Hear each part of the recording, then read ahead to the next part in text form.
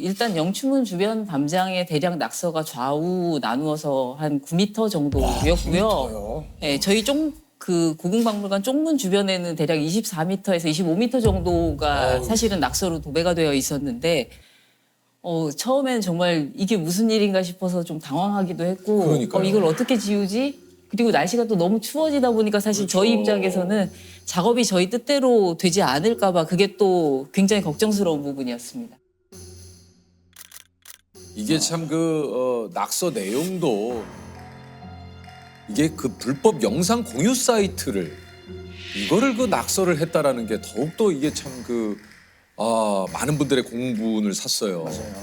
이거 저 현장을 보고 진짜 너무 참담하지 않으셨습니까? 네, 사실 저는 그 낙서가 되어 있는 그 내용이 정확하게 무슨 내용인지도 모르고 있었는데 네. 이제 그게 그런 사이트라는 걸 알게 돼서는 사실 더 황당하고 더 화가 나는 그런 상황이었습니다.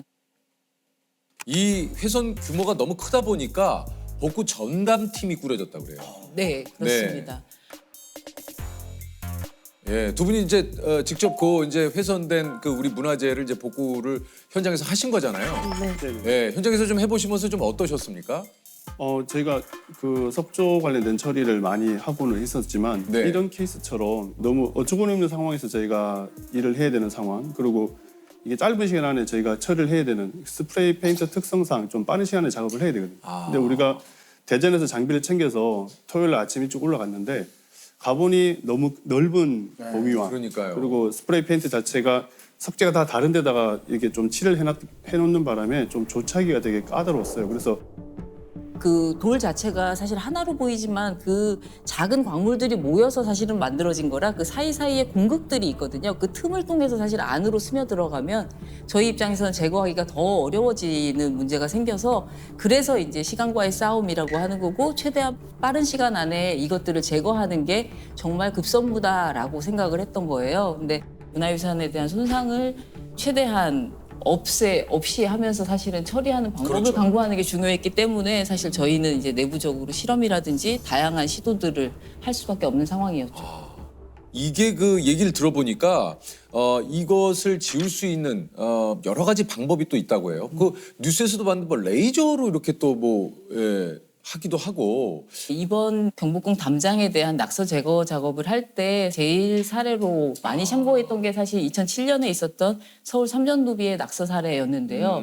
앞뒤로 철거라는 글자하고 370을 이제 붉은색 스프레이로 낙서한 사건이었거든요. 삼전도비 낙서를 제거할 때 사실 화학약품으로 제거를 했습니다. 그게 이제 그 표면의 손상을 최대한 적게 주면서 깨끗하게 지워낼 수 있는 방법이라 화학적인 방법을 제일 많이 사용을 하는데요. 그래서 이번에 저희도 처음 작업을 시작할 때 화학적인 방법을 먼저 적용을 했는데 생각보다 날씨가 너무 추우니까 이 화학약품이 제대로 화학 반응을 일으키지 못해서 효과가 생각보다 그렇게 나오지 않더라고요. 이게 또 기온하고 좀 연관이 있군요. 그렇죠. 네, 이제 온도가 어느 정도 되어야 사실은 화학 반응이 잘 일어나고 그러면서 이제 이 오염 물질을 흡착시켜서 사실은 빼낼 수 있는데 그게 제대로 잘 안 되다 보니까 저희 입장에서는 무조건 화학적인 방법만 고집할 수는 없어서 이제 그다음부터 물리적인 방법도 사용을 하게 된 거고요. 그게 말씀해 주셨던 이제 뭐 레이저 세척이라든지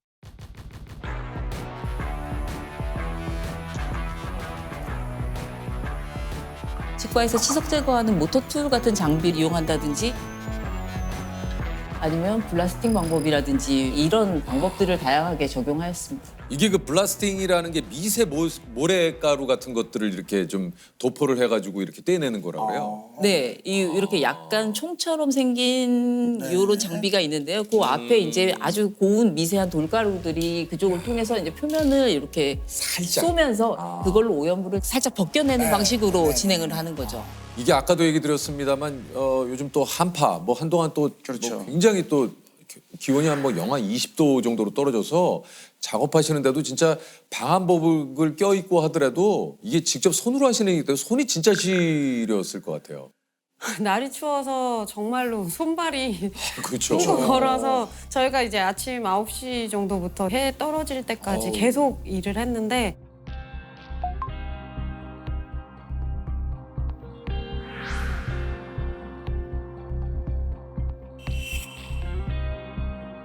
분진과 매연과 추위와 그러니까. 그 공간 안에서 우리가 보안경을 쓴다든지 하는 거는 기본적인 수칙은 지켜줘야 되는데 네. 우리가 색을 제거하는 작업을 하다 보면 그런 보안경이 오히려 간섭이 되는 경우가 있거든요. 그럼 그걸 보안경 없이 맨눈으로 보면서 작업을 해야 되는 상황도 좀 있고. 그 와중에 그러니까 날이 너무 추우니까 장비들이 저희가 그렇죠. 말을 잘 안 듣죠. 가동이 안 되고 얼어서 아이고. 장비들이 계속 셧다운되는 일들이 벌어져서 그래서 또 이제 지연되고 사실은 저희가 숭례문 사건이 굉장히 큰 사건이었다 보니까 그때 이후로는 궁이라는 곳에서 이제 전기 시설들을 거의 다 정리를 했었기 때문에 전기 수급부터 이제 큰 일이었고 여기 계시는 많은 분들과 작업하셨던 분들이 단순히 그냥 뭐 추웠다 이걸 떠나서 그 복구를 빨리 해야 된다. 이 사실 계속 자면서도 그런 생각 안 들겠습니까? 이걸 어떻게든 빨리 좀 처리하고 왜냐면 이게 시간과의 싸움이니까 네. 이 문화재 복구라는 것이. 그러니까 진짜 고생들 진짜 많이 하셨겠어요. 이게 이제 사건이 일어나고 나서 한 4일 후에 드디어 이렇게 범인이 잡혔는데 이게 참 그 많이 허탈했던 게 10대 또 그 청소년들이었어요.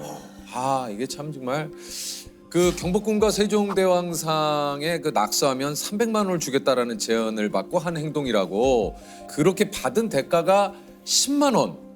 이 고작 이 10만 원의 돈 때문에 이런 어마어마하고 이 지금 많은 분들의 진짜 이 분노를 자아내는 이런 일을 벌였다는 게 참 이게 믿기지가 않았어요. 네. 이 친구들이 잡혔을 때 사실 저희가 제일 추운 날 작업을 하고 있었는데 그 얘기를 듣고 너무 허무해하고 허탈해서 사실은 조금 기운이 많이 빠졌던 것도 사실이고요. 네. 한편으로는 고작 그 돈 때문에 사실 이런 일을 벌였다는 것 자체가 저희로서는 조금 상상할 수 없는 일이었기 때문에 믿기지 않는 부분도 있었습니다. 이게 특히 중요한 것은 지금 이 아이들에게 범죄를 사주한 이 진짜 주범이 아직 지금 잡히지가 않았어요. 이게 좀 빠른 시일 내에 이 진짜 주범이 빨리 좀 검거되기를 진짜 바랍니다. 임군은 텔레그램으로 낙서를 하면 300만 원을 주겠다는 이 팀장의 제안을 받고 범행했다고 진술했습니다. 특히 이 팀장이 스프레이로 하라며 낙서 도구까지 지정한 것으로 파악됐습니다. 5만 원씩 2차례 주며 교통비와 함께 스프레이를 사는데 쓰라고 했다는 겁니다. 현재 벽 깊숙이 스며든 스프레이 때문에 복구에 더욱 어려움을 겪고 있습니다. 경찰은 이 팀장이 지우기 어렵게 스프레이를 택한 걸로 의심하고 있습니다. 범인이 밝혀지고 나서 욕 진짜 많이 하셨다고 그러더라고요. 그렇습니까? 쌍욕이 절로 나오는 예, 진짜요. 상황이어가지고 욕이 와, 계속 그거 네. 어떻게 참을 수 있겠어요. 실제로 그 범인도 그 큰 면을 다 하는 데는 아주 금방 끝났을 거예요. 근데 그 단 몇 분의 그런 행위 때문에 저희가 2주 넘는 시간 그 많은 인력이 다 들어가서 하는 것 자체가 하면서도 잡히기만 해봐라. 욕이 근데 잡혔는데 너무 너무해. 허탈하죠. 너무 너무 허탈했었죠. 허탈해요, 이게. 참. 사실 그 이후에 벌어진 추가 낙서범이 사실은 제 입장에서는 더 황당하고 더 화가 많이 나는 상황이라. 맞아요. 그 다음 날인가요? 그 또 문화재에 또 스프레이를 또 해서 이제 문화재로 훼손을 했죠. 네, 최초 낙서가 있었던 영추문 좌측에 저희가 이제 작업을 하느라고 사실 가림막으로 이렇게 가려놓은 상태였는데 그 가림막 바깥에 또 한 3m 정도의 낙서를 또 다시 써놨더라고요. 근데 그게 밤 10시 20분 정도였는데 그걸 보고 저희가 사실 또 이런 비슷한 일이 그 옆에서 또 벌어진다고 생각하니까 사실 저희 입장에서는 계속 기운이 빠지는 상황이죠. 정말 기운이 빠지죠. 이게 정말 그 영추문 담장에 말씀하신 대로 이제 20대 남성이 낙서를 하고 자수를 했어요. 근데 이게 이제 범인이 범행 후에 올린 글이 또 많은 분들의 이 분노를 자아냈습니다. 이게 다들 너무 심각하게 상황을 보시는 것 같아서 그저 낙서일 뿐인데요. 죄송합니다. 아니 죄송 안 해요. 전 예술을 사랑한 것뿐이에요.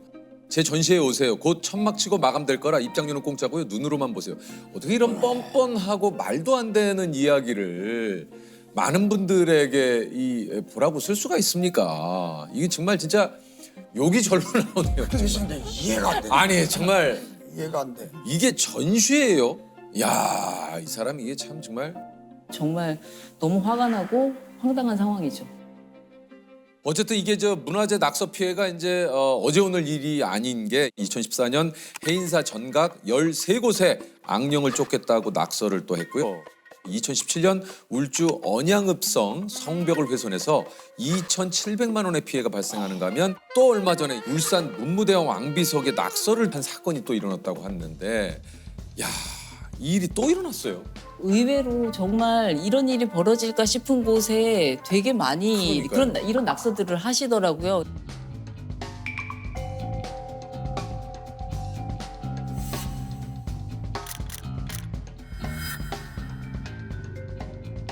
그런 거잖아요. 막 그 어디 가면 막 거기다가 막 왔다가 뭐 누구누구 사랑해 막 그거 막 온 군데 그 저 우리 문화재에다가 그런 거 써놓고 아 참 정말 그렇게 하시는 분들은 사실 이 정도야 뭐 사실 이렇게 가볍게 생각하시는 것 같거든요. 뭐 남들도 그리고- 했으니까 네. 뭐 그리고 나 하나 더 한다고 해서 뭐 이게 큰일 그렇죠. 있겠어? 뭐 달라지겠어? 왜? 뭐 이제 이렇게 생각하시고 사실 거기에 별일 아닌 걸로 하시지만 사실 정말 문화유산을 훼손하는 건 정말 큰 범죄입니다. 그리고 사실 이런 행위들은 정말 절대 하시면 안 되는데 그 부분에 대한 것들을 꼭 다시 한 번만 좀 생각해 주셨으면 좋겠습니다.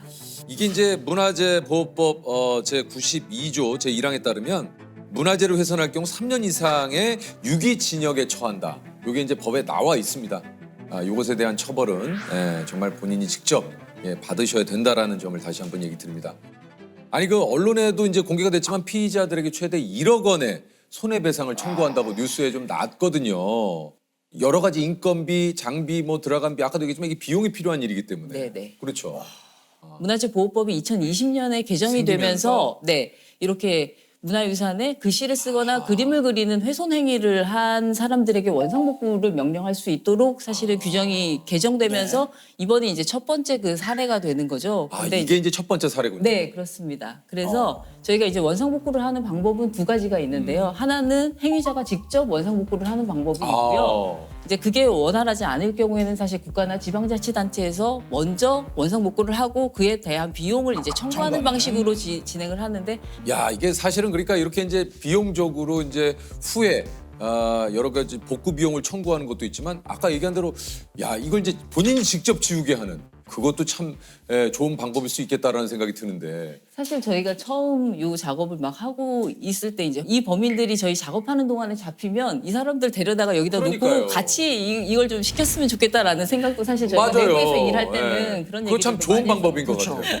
장비를 임차하는 거, 필요한 재료비 그렇죠. 이런 것들로 대략 비용이 한 다 2,150만 원 정도가 소요가 됐고 그다음에 이제 저희가 거의 인건비가 있죠. 그렇죠. 그래서 매일 한 30명 가까운 인원이 작업에 투입이 되었는데 그것들을 다 합산하니까 대략 1억 원 정도가 지금 현재까지 소요된 것 같다. 이제 이렇게 추산을 하고 있는 겁니다. 그러면 일단 이 비용 자체는 그 미성년자 친구들이니까 그 부모에게 청구가 저희가 이제 이 법률적인 부분에 대해서도 조금 검토를 했는데 16세, 17세 정도도 사실 본인이 그 비용을 이제 부담할 수 있다라고 판단을 한대요. 그래서 일단 1차적으로 당사자들에게 청구를 하고 만약에 당사자들이 그걸 이제 부담하지 못할 경우에는 이제 이차적으로 이제 부모님께. 부모님이 대신 납부를 한다든지 뭐 이런 방식도 가능하다고 알고 있습니다. 이거 참 본인들은 이거를 참 이게 10만 원 그 받고 이 일을 벌려서 지금 1억의 손해배상을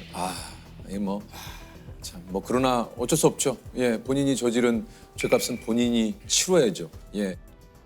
아니 복구 작업하는 동안에 또 응원해 주신 시민분들도 굉장히 좀 많았다고 그래요. 네. 그러니까 네. 주변에 지나가시는 분들이 추운 날씨 너무 고생한다, 뭐 힘내시라 이런 응원의 말씀도 되게 많이 해주셨고요. 그래요? 네. 네. 뭐 음료수를 사두고 가기도 하시고, 그다음에 뭐 붕어빵 사주기도 하시고, 또 어떤 분은 택배로 저희한테 핫팩을 보내주기도 하셨어요. 얼마나 네. 감사해. 그분이 이제 사실 손편지로 이렇게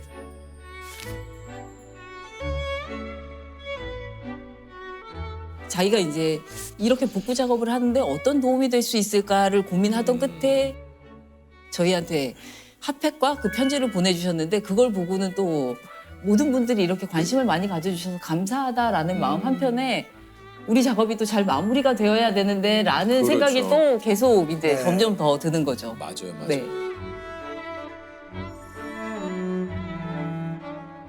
그 낙서로 훼손됐던 경복궁 담장이 다시 좀 깨끗해졌는데 이 복구 작업은 마무리가 된 겁니까? 지금 저희가 1단계 복구 작업이 마무리된 상태고요. 네. 실제로 이 낙서 사건이 동절기에 일어나다 보니까 긴급하게 그 스프레이 물질을 제거하는 1단계 작업을 진행한 후에 봄 이후 저희가 2단계 작업을 준비하고 있습니다. 그래서 지금 현재 약 80% 정도 완료된 상태입니다.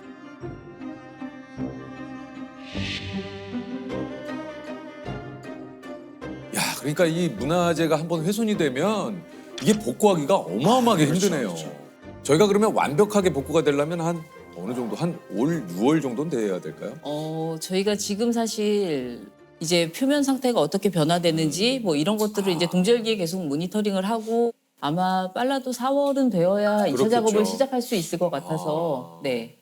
그렇군요. 뭐 우선은 이런 일을 통해서 다시는 이런 일이 일어나면 안 되겠죠. 그럼요. 네. 예. 네. 그런 일이 있을 때는 언제든지 그런 것들을 좀 주변에 얘기해 주시고 좀 신고를 해 주시기 바라겠습니다. 네.